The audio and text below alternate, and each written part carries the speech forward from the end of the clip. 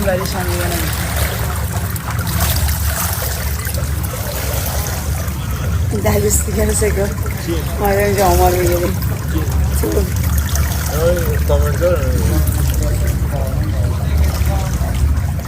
چطوری تو؟ اسم چی بود؟ یادم رفت. اسم چی بود؟ چه اسم عجب غریب گذاشتی؟ اسم چی بود؟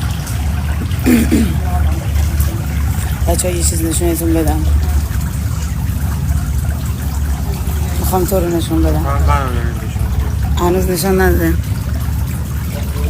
حالا طرفی نمیشه دوربین. میخوام دوربین طرفی شد طرفی نمیشه. یه دوربین میکرد کنی یه بار نشان داره مینگره. خب بینگره. تو ندیدی که به چی رو نشان دادم؟ الان عقب موندی سهی که تا نرفته.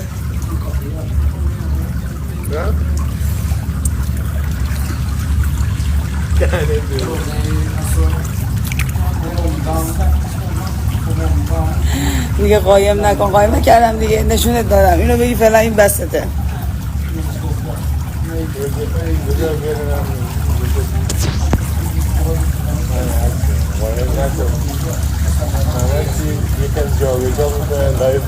دایش من بخوام من نیاز برای ویو نیاز ندارم کسی بیاد تو لایو من بخوام ویو بگیرم فقط کافیه جابجا بشم. از این سو به اون سو. وای دهن تو تامی. چرا؟ چه دهن؟ چه کار دهن من داری؟ یکم این نوشابه میدی؟